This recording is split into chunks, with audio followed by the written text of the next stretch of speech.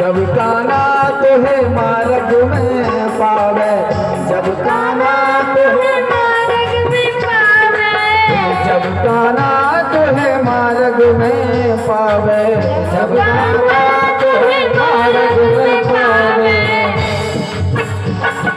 घूंघटा उठा के चली आई बाल ने, घूंघटा उठा के चली आई बाल ने, श्याम बड़ो कलिया बची रही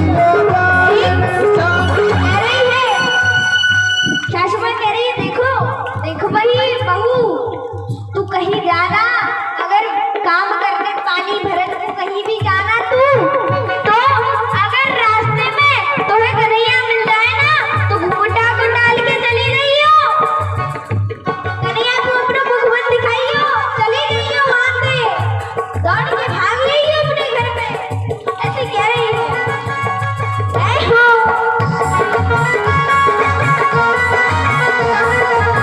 जब काना तुम्हें पकड़े पहुँचे, जब काना तुम्हें पकड़े पहुँचे, पकड़े पहुँचे, पकड़े पहुँचे, पकड़े पहुँचे, पकड़े पहुँचे, जब काना तुम्हें पकड़े पहुँचे, जब काना तुम्हें पकड़े पहुँचे, मटकी गिरा के चली आइयो बाल में, मटकी गिरा के चली आइयो बाल में, हाय मटकी गिरा के चली आइयो बाल में, मटकी गिरा के चली आइयो बाल में।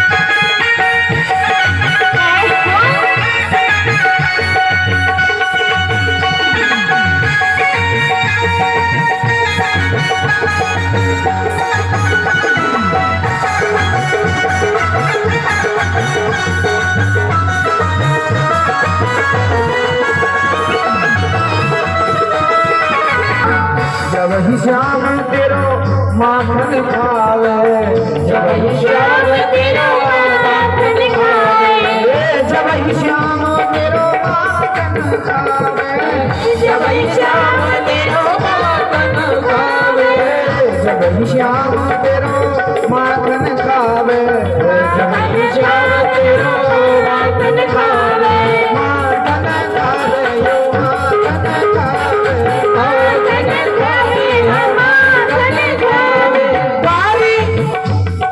गारी सुना के चली आइयो बाल में, गारी सुना के चली आइयो बाल में, बड़ो चलिया बची रहियो बाल में, श्याम बड़ो चलिया बची रहियो बाल में।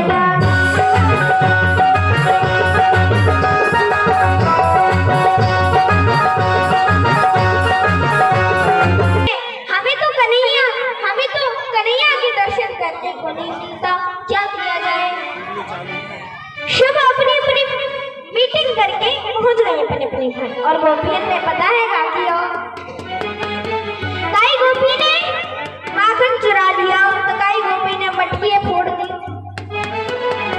काई गोपी ने दही फैला दिया पूरे आंगन में, तो काई गोपी ने कचड़न ने छोड़ दिया, काई गोपी ने कछु कर दियो, काई गोपी ने कछु कर दियो।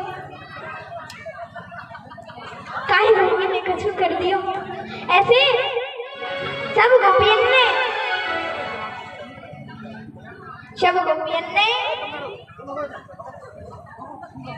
कहा कि अपने जैसे कन्हैया करते थे इसी प्रकार सभी गोपियन ने ऊधम कर दिया। और उसके बाद यहाँ जब सभी गोपियां सासू माँ आई, सासू माँ ने देखो, अरे ये गोपी की सासू माँ बोली, अरे बहन, अरे ये बछड़न ने क्या, ये बछड़न को किसने छोड़ा? बोले बछड़न को, ये बछड़न को वो नंद को छोड़ा है ना, नंद को छोड़ा, वो नंद को लाला वो आयो और आएगी, सब बछड़न ने छोड़ गया। अच्छा आएगी बछड़न ने छोड़ गया? हाँ, सब बछड़न ने आएगी छोड़ गए। अच्छा, वो नंद के छोरा की इतनी हिम्मत, मेरे घर आए के मेरे बछड़न ने छोड़ गया, मेरे घर आए के मेरे बछड़न ने छोड़ गया। अच्छा, तो बछड़न ने छोड़ गया। देख गोपी, देख बहू, मैं जाऊंगी तो बात बढ़ जाएगी, मैं अगर गई ना तो बात बढ़ जाएगी, मैं ना जाऊंगी, तू जा और मेरी तरफ से बुलाना देके आ। बोले अच्छा, बुलाना देके, ठीक है, मैं जा रही हूँ, मैं भी जाके बुलाना देके आ रही हूँ। और सासू माँ के कहने से बहू सारी गोपियां तैयार है गई जाने को। सारी गोपियां इकट्ठी है के, सारी गोपियां तैयार होके इकट्ठी होके मैया यशोदा के महल की ओर जा रही है। ये गोपियां मैया यशोदा के महल की ओर जा रही थी। जब वो गोपियां जा रही थी तभी मैया ने भी खिड़की से देखो, अरे इतनी सारी हजारों गोपियां मेरे महल की तरफ काहे को आ रहे? ना तो आज लाला को जन्मदिन है, ना ही कोई त्योहार है, ना ही रक्षाबंधन है, फिर ये गोपियां क्यों आ रही है? क्या बात है गई? ये गोपी एकदम से काय को आ रही है? चलो आने दो, आई। अरे बहन आओ आओ, बैठो भैया, आओ बहनों, कहाँ बात है गई? बोले अरे पहले ये बताओ भैया कि पहले ये बताओ कन्हैया कहाँ है, लाला कहाँ है? बोले कन्हैया लाला, अरे वो अंदर पाले में, लाला शोर होगा, लाला अंदर शोर होगा। लाला को एक आवाज लगाई, कन्हैया, ओ लाला। जैसे ही कन्हैया को आवाज लगाई, कन्हैया लाला इधर आओ। कहाँ? कन्हैया पल्ली से आकर के पल्ली से उठ करके मैया के पास दौड़े दौड़े चले आई। हजारों गोपियन को देखो, तुरंत मैया के पल्लू के पीछे छुप गए। देखो आज ब्रह्मा परमात्मा परमेश्वर थर थर कांप रहे हैं। इतनी सारी गोपियां इकट्ठे होके आई हैं, जरूर आई है तो मेरो ये सारी गोपियां आई हैं, झूठो लानो देगी और मेरी पिटाई लगवाऊंगी।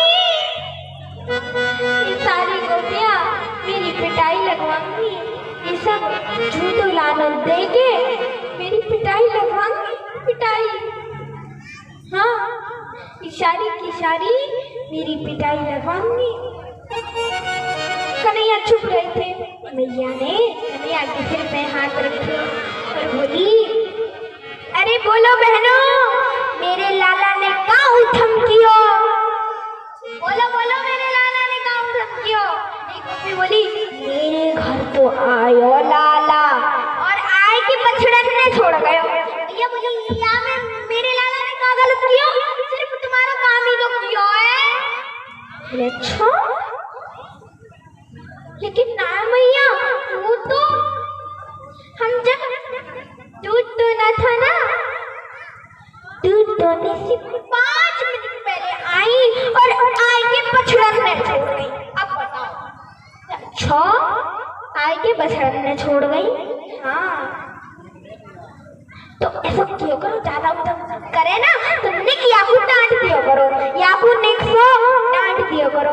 ये भी करके देख लियो, अगर लाला को डांटा ना तो लाला पता है हमारी तरफ देख के खिलखिला के हंस पड़े, हम भी हंसी आ जावे, हमारी भी गुस्सा ठंडी है जावे। बोले अच्छा जब ऐसा हो जावे तो या मैं क्या करूं? बोलो। एक बोली अरे भैया ये तो केवल इतनी बात कह रही है, पता है मेरी घर तो आयो लाला और पता है मेरे घर लाला आयो और आए के सब माखन ने चुरा ले गयो, माखन ने खा गयो। अच्छा माखन को खा गयो? कोई बात नहीं मैं बताऊं, तुम वो पता है माखन को क्यों खावे? तुम बापू राजी ते माखन ना दो या मारे वो चोरी ते माखन खावे। एक गोपी बोली ये भी करके देख लिया, राजी ते माखन दो ना, ऐसे टेढ़ी नजर करके देखे और कहे मोए तो चोरी को माखन मीठो लगे, राजी को ना। ऐसे कह के मोए तो चोरी को माखन मीठो लगे, राजी को ना लगे। कह के लाला चलो जा रहे हैं। बोले अच्छा? बोले हाँ। बोले कैसे कहे? कहीं कोई बात ना है, कोई बात ना है।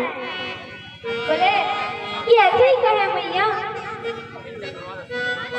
तो एक मैया बोली कोई बात ना है, सुनो एक बात बताओ, इतना तो लाला कितना माखन खाएगा? 100-200 ग्राम और ज्यादा? कितना माखन खाएगा ये लाला? 100-200 ग्राम और कितना खाएगा? छोटा तो लाला है, तुमको शर्म ना है आवे? इतने से लाला को उठा लेके आ जाओ तुमको शर्म ना आवे? इतने से लाला कितना माखन खाएगा? 100-200 ग्राम। ये रखी मटकी की मटकी उठा ले जाया करो, उठा ना देना बताएगा। एक गोपी बोली भैया आप तो नाराज है गई, जब कन्हैया माखन खावे हमें कोई बुरा ना लगे, लेकिन ये अकेले माखन ना खावे, बात तो यही है। फिर जब ये अकेले माखन ना खावे तो किसके साथ खावे? बोली अकेला माखन ना खावे, ये तो यहाँ की तो पूरी मंडली की मंडली है। पता है यहाँ की मंडली को का नाम है? का नाम है बताओ? काई को पता है यहाँ कन्हैया की मंडली को कहा नाम है? काई को पता? किसी को पता है कन्हैया की मंडली का नाम?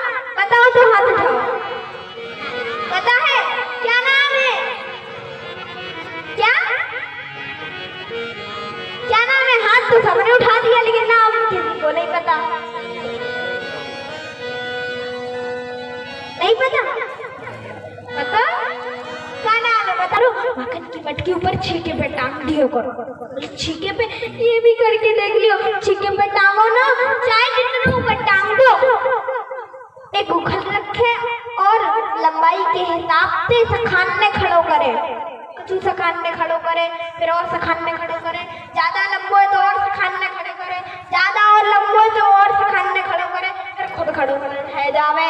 माखन खुद खावे, सखाने लुटावे, मंत्रने लुटावे, मटकी में माखन बचे तो उठा के नीचे फेंक देवे। इतना उड़ान करे। बोले अच्छा?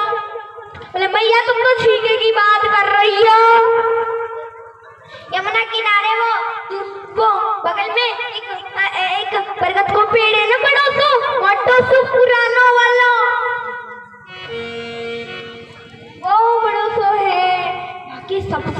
वाली कितना लंबा है, बाकी सबसे ऊंची वाली डाली पे मैंने माखन की मटकी टांग दी नहीं। अब कन्हैया जाने कहाँ से आए और डंडा देखो इतना लंबा चौड़ा डंडा नीचे से छेद कर दिया भोग लगा के। बोला अच्छा हाँ, ये देखो सच नहीं बोल रही है, एक भी गोपी सच नहीं बोल रही है, मैंने भी सोच सोच के बोल रही है तारीख की तारीख गोपियाँ। एक गोपी कह रही है पता है भैया अभी की तो बात है, कल परसों की बात है। कहाँ बात है? यहाँ यह बात है कि पता है भैया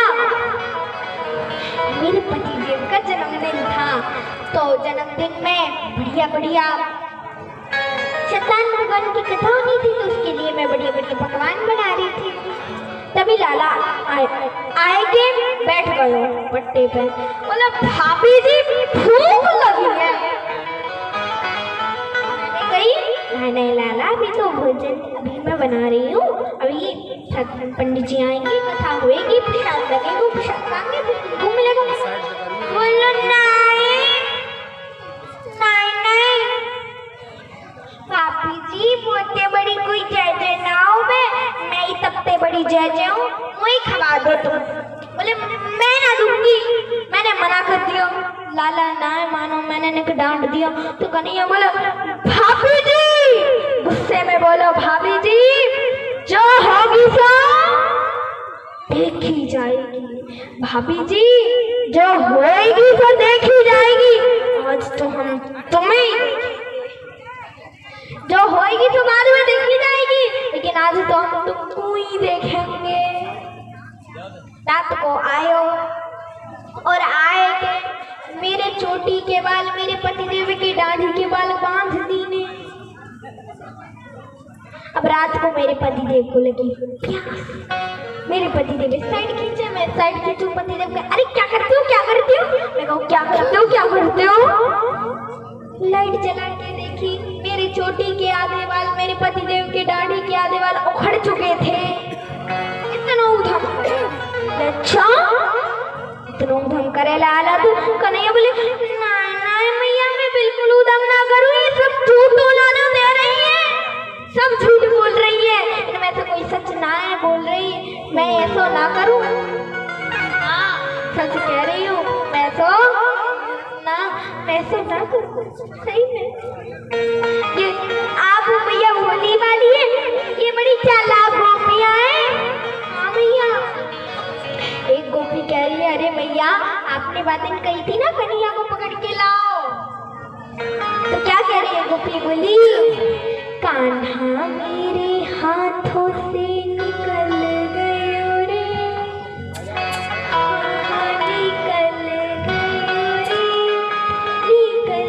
गयो रे, मैं पकड़ने लगी फिसल गयो रे, पकड़ने लगी फिसल गयो रे, कान्हा मेरे हाथों से निकल गयो रे, निकल गयो रे।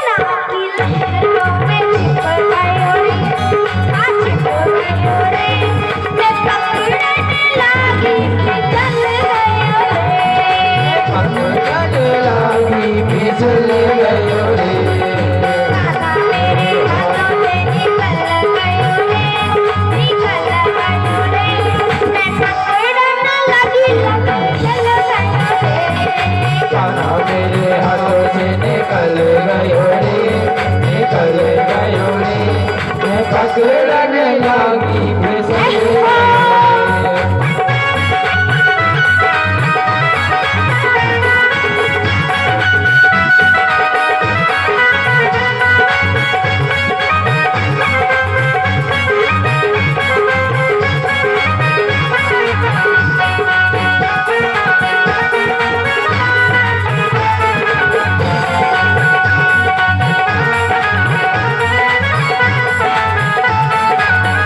और गोपी क्या कह रही है? और मैंने कहाँ ढूंढा कन्हैया को?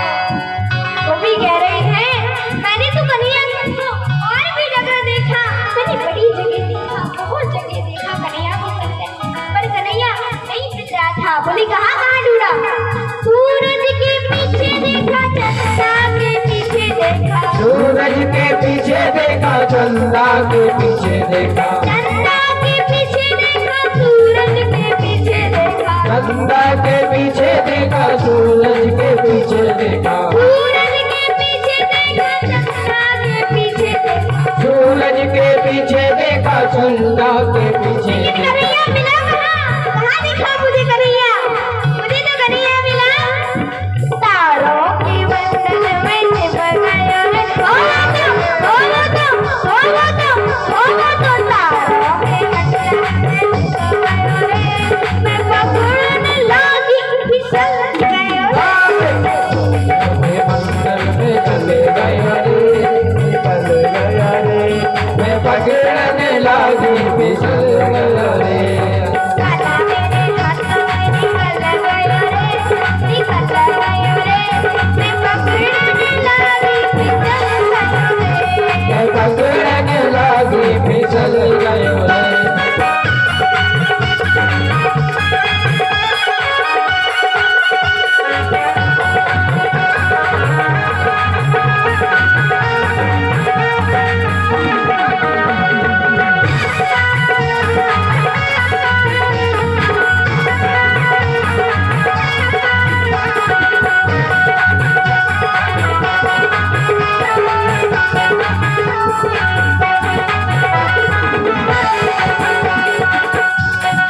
और क्या कह रही है? गोपी कह रही है और मैंने कहाँ देखा?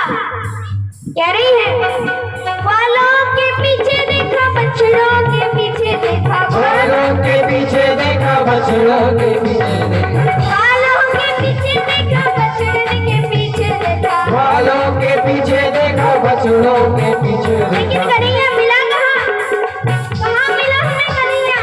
कन्हैया मिला गायों पे,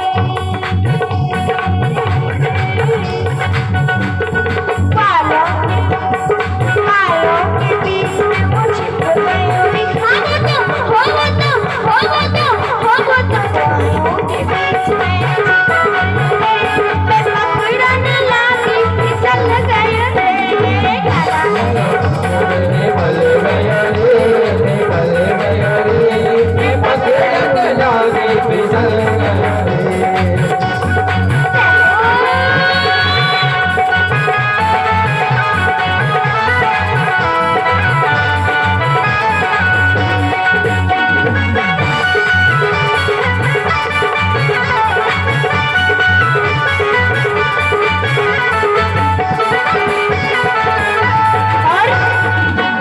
और गोपी कह रही है, गोपी कह रही है पता है मैंने कहाँ ढूंढा?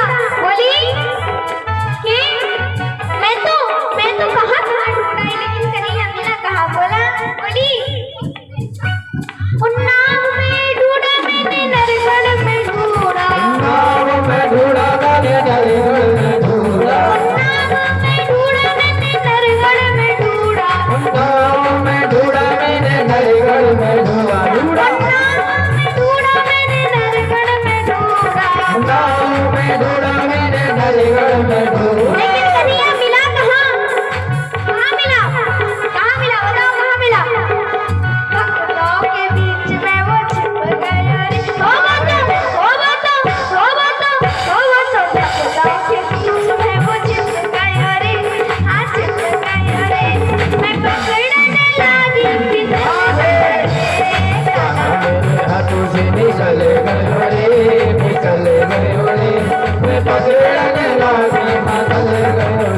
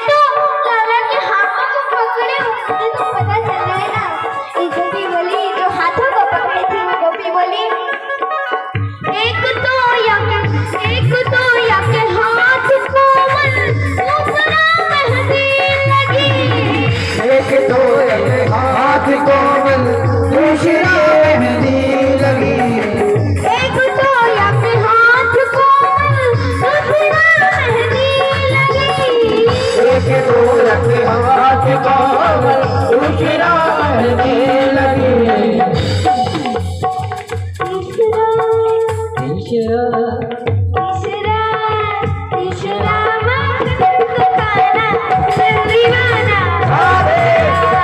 तीसरा माखन चुराना जल्दी वाला।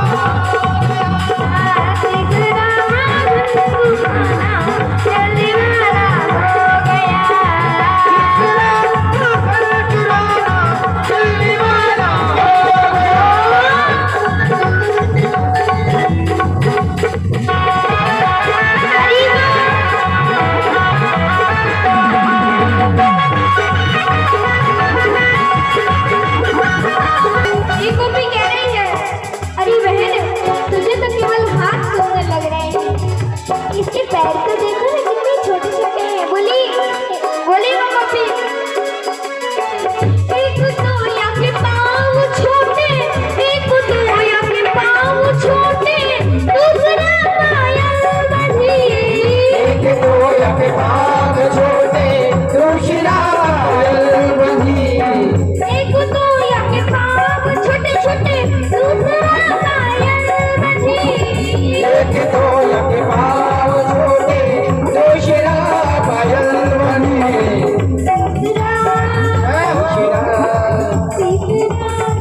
तीसरा क्या कह रही? तीसरा रूप जाना दीवाना हो गया। तीसरा घुंघरू बजाना दिल दीवाना हो गया। की सूरत पे मोहन दिल दीवाना हो गया। मेरी सूरत पे मोहन दिल दीवाना हो गया। सावरी सूरत पे मोहन दिल दीवाना हो गया। मेरी सूरत पे मोहन दिल दीवाना हो गया। सावरी सूरत पे मोहन दिल दीवाना हो गया। मेरी सूरत पे मोहन दिल दीवाना हो गया। दिल दीवाना हो गया, दिल मस्ताना हो गया। दिल दीवाना हो गया मेरा, दिल मस्ताना हो गया। सावरी सावरी सूरत पे मोहन दिल दीवाना हो गया। मेरी सूरत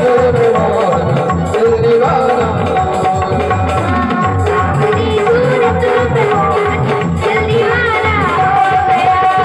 सावरी सूरत पे मोहन दिल दीवाना हो गया। मेरी सूरत पे मोहन दिल दीवाना हो गया। सावरी सूरत पे मोहन दिल दीवाना हो गया। बोलो कृष्ण कन्हैया लाल की, राधा रानी सरकार की, वंशी वारे की, श्रीमद् भागवत महापुराण की।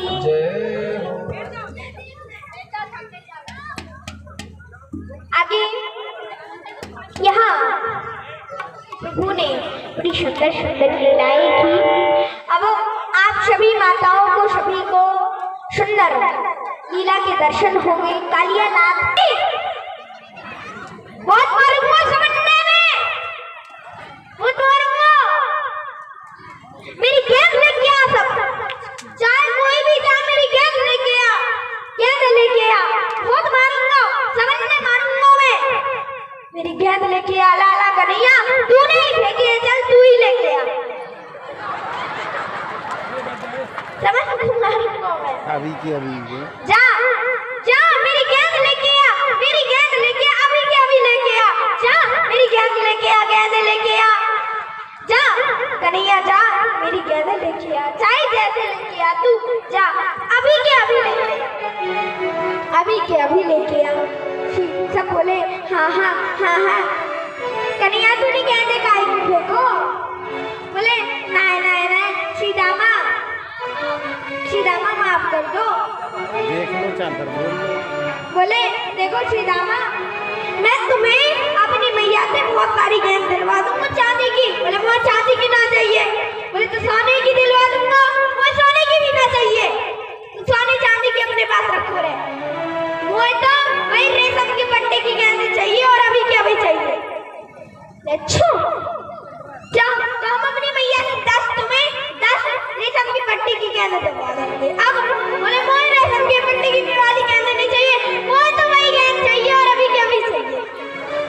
चाहे तू जैसे लेके आ, मुझे तो अभी चाहिए, चाहे जैसे लेके आ तू अभी लेके आ, मोए भी चाहिए। कन्हैया बोले देखो देखो भैया, हमारी जगह खराब, हम कह देंगे कि हम जा रहे हैं तो चले ही जाएंगे, समझ लीजिए।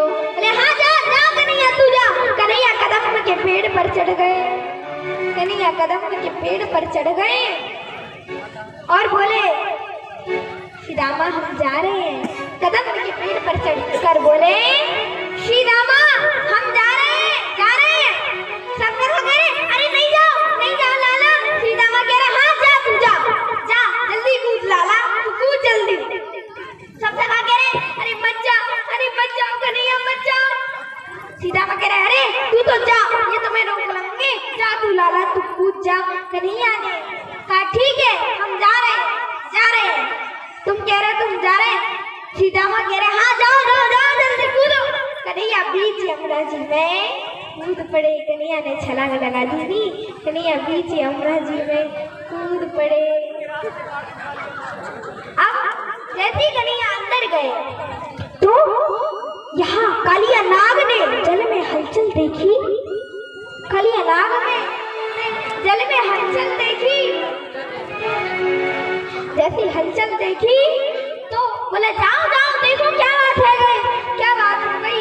देखो यहाँ सारी गोपियां रो रही हैं बाहर, वहाँ कन्हैया गए, यहाँ कालिया नाग ने देखा क्या बात है, जाओ जाकर के देखो। अब यहाँ जैसे जाकर के देखा तो वहाँ पे एक नन्हा का छोटा सा लाला था। बोले अरे ये लाला कहाँ से आए हो? दौड़ कर गए महाराज, वहाँ तो एक छोटा सा बालक है। हाँ बालक है, ऐसे कैसे है बालक? अब तो बड़ा क्रोध आया कालिया नाग को, बड़ा क्रोध आया और आया कालिया नाग। पहले तो सोचा छोड़ दूं, फिर उसके बाद कालिया नाग ने कन्हैया अपनी पूंछ में लपेट लिया और जैसे लपेटा कन्हैया ने अपना बदन बढ़ाना शुरू किया और जाकर के कालिया नाग के फड़ों पर कूद पड़े। अब फड़ों पर कन्हैया नृत्य कर रहे हैं, कभी इस फड़ पर कभी इस फड़ पर कभी इस फड़ पर जाते फड़ों पर तांडव कर रहे हैं, फड़ों पर नृत्य कर रहे हैं कन्हैया।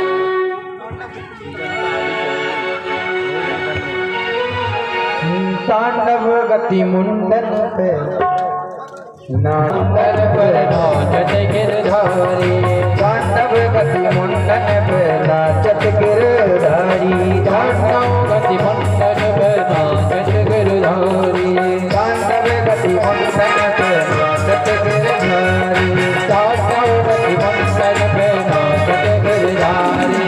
पम पम पम पम पट गट पम पम पम धनन धनन पम पम पम पम पट गट धनन धनन पम पम पम पम पट गट पम पम पम धनन धनन बिम बिम बिम विनती करत नाम बंधुहारी, तांडव गति मुंडन पे नाचत बलिहारी, तांडव गति मुंडन पे नाचत गिरधारी, तांडव गति मुंडन पे नाचत गिरधारी।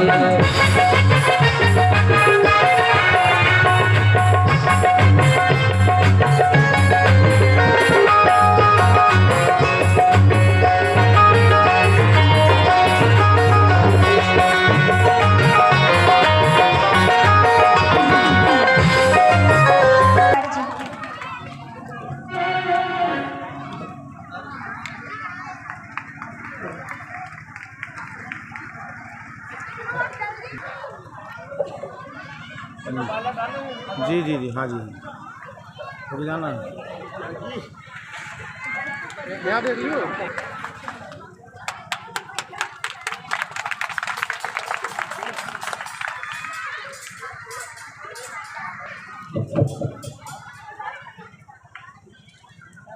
बोलो जी। बोलो कृष्ण कन्हैया लाल की, राधा रानी सरकार की। राधे सभी प्यार से बोले एक आवाज बार, बढ़ा दी, आवाज। जय श्री राधे।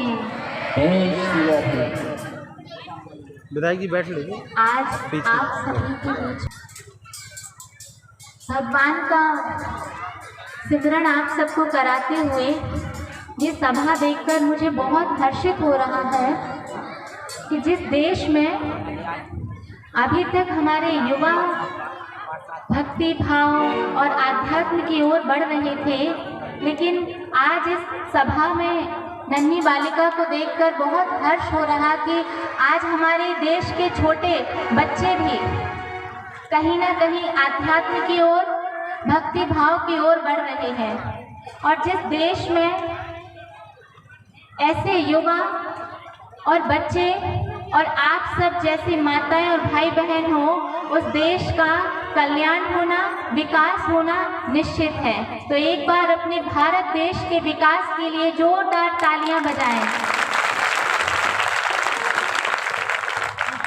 हम सभी अपने देश को बहुत दिल और जान से चाहते हैं और कहीं ना कहीं हम सबका यही प्रयास है कि जो भी रूढ़िवादी तनाव, नशा और कहीं ना कहीं जो नकारात्मकता बढ़ती जा रही है, उसको भक्ति भाव से, परमात्मा की याद से और आध्यात्म से उसको समाप्त करें और अपने देश को फिर से स्वर्णिम देश की ओर ले जाएं। आप सभी भी यही चाहते हैं ना? यही चाहते? तो उसकी शुरुआत हम सबको कहाँ से करनी होगी? कहते हैं कि एक बहुत बड़े महान विद्वान जी थे, तो उनके मन में एक विचार आया कि मैं इस देश को बदल दूंगा, देश के साथ साथ मैं पूरे विश्व को बदल दूंगा। और उन्होंने ठान लिया विश्व को बदलने के लिए और जी जान से प्रयास करने लगे। लेकिन उनको लगा कि विश्व को बदलने से पहले मुझे अपने भारत देश को बदलना चाहिए।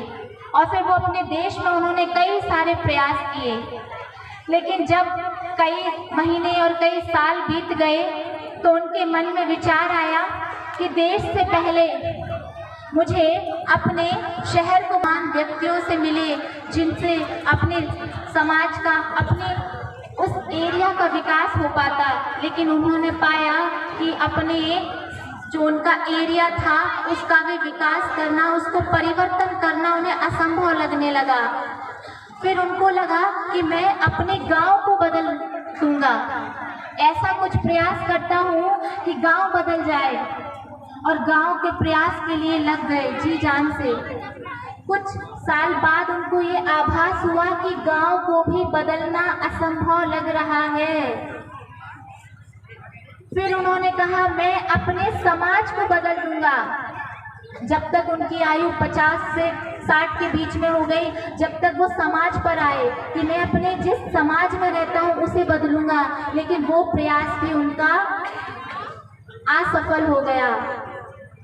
फिर उनको जैसे ही 60 साल की उम्र में आए, उन्होंने कहा मैं अपने परिवार को बदल दूंगा, जिस परिवार में मैं रहता हूँ, और अपने परिवार के लिए जुट गए।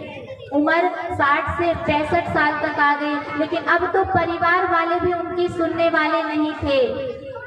और जैसे ही वो अपनी अंतिम श्वासों पर आए तो उन्हें ये एहसास हुआ कि मैंने सारा जीवन दूसरों को बदलने में ही लगा दिया। अगर मैं सिर्फ स्वयं को ही बदल लेता तो कितना अच्छा रहता, कम से कम मैं तो बदल जाता। और अगर देखा जाए तो एक स्लोगन है, स्व परिवर्तन से विश्व परिवर्तन। जब हम बदलेंगे तो जग बदलेगा, ना कि जब जग बदलेगा तो हम बदलेंगे।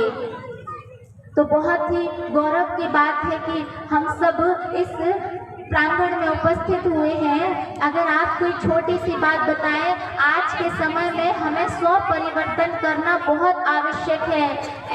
जब भी हम मंदिर में जाते हैं, किसी भक्ति भाव के बीच में ऐसे प्रांगण में बैठते हैं तो मन हमारा बहुत हर्षित होता है, बहुत शांति लगती है। ऐसा लगता है कुछ घंटे कम से कम घर की लड़ाई झगड़ों से तो बचा। अच्छा है, भगवान में सफल हुआ, लेकिन जैसे ही हम घर पर वापस जाते हैं तो फिर से वही सारी चीजें सामने आती हैं और लगता है कि ऐसा क्या है जो मंदिर में जाकर हमको मन में शांति महसूस होती है और घर में आते हैं तो मन की शांति ही भंग हो जाती है। आप में से हाथ खड़ा कीजिए, कौन कौन अपने घर को मंदिर की समान बनाना चाहता है? हाथ खड़ा कीजिए। जिन्होंने भी हाथ खड़े किए हैं वो सब अपने लिए एक बारी ताली बजा दीजिए। घर को मंदिर के समान बनाने के लिए हमें सबसे पहले मूर्ति के लायक, मूर्ति के जैसे बनना पड़ेगा। जैसे मंदिर में एक मूर्ति रहती है, देवी माँ की मूर्ति, तो हमें भी अपने अंदर वो देवी गुण लाने होंगे। कहते हैं एक नारी के अंदर माँ शीतला होती है, एक नारी के अंदर माँ काली होती है, एक नारी के अंदर माँ दुर्गा होती है। वो ऐसे ही कहावत नहीं है, वो कहावत बिल्कुल सत्य है। आज हम सब अपनी असली पहचान को भूलते जा रहे हैं, अपने ही स्वमान, अपने ही सम्मान को भूलते जा रहे हैं। और आज देखा जाए तो नारी ही, आप देखो, व्यसन की ओर, तनाव की ओर, टेंशन, घर में कहते हैं नारी लक्ष्मी का रूप होता है और कहीं ना कहीं नारी का सम्मान उस घर में नहीं है। कहते हैं यत्र नारी पूज्यन्ते तत्र देवता विराजन्ते। जहाँ नारी की पूजा होती है वहाँ देवता विराजमान होते हैं। लेकिन हमने कईयों से सुना है कि जिस घर में नारी की चलती है वहाँ पर कुछ नहीं हो सकता है। क्या ऐसा है? ऐसा है? नहीं है। सबसे पहले हमें अपने घर की माताओं बहनों की, अपनी जो भी नारी जाती है उसका सम्मान करना सीखना होगा। जैसे हमारे घर की बहू बेटी है ऐसे ही सारी बहनों को एक समान देखना होगा। आपको एक छोटी सी कहानी सुनाते हैं। एक राजा की 4 रानियां थी। जो पहली रानी थी वो राजा के साथ 24 घंटे रहा करती थी। राजा कहीं भी जाए राजा रानी के साथ में जाती थी।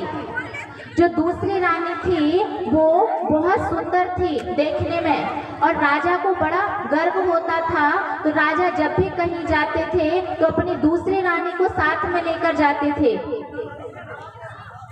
तीसरी रानी जो थी वो बहुत बुद्धिमान थी। राजा को जब भी कोई राय सलाह लेनी हो तो तीसरी रानी के पास जाते थे। और चौथी रानी जो थी, राजा 3 रानियों में इतने मस्त और व्यस्त थे कि चौथी रानी के लिए उनके पास कोई समय नहीं था। एक बारी क्या हुआ, राजा समय होते होते वृद्ध हुए और वैद्य जी आए। स्वास्थ्य थोड़ा ठीक नहीं था। वैद्य जी ने कहा, राजा साहब अब तो आपका अंतिम समय आ चुका है, हम आपको नहीं बचा सकते। राजा ने कहा, मैं अपनी 4 रानियों से मिलना चाहता हूँ, उन्हें बुलाइए। पहली रानी को बुलाया गया जो राजा के साथ 24 घंटे रहती थी और राजा ने अपनी दिल की बात रखी कि हे रानी, आज मेरा अंतिम दिन है, मैं इस संसार को छोड़कर जाने वाला हूँ। तुम तो मेरे साथ 24 घंटे रहती थी, क्या तुम मेरे साथ चलोगी? रानी ने जवाब दिया, राजा साहब आपका और मेरा साथ यहाँ तक का ही था, मैं आपके साथ नहीं जा सकती।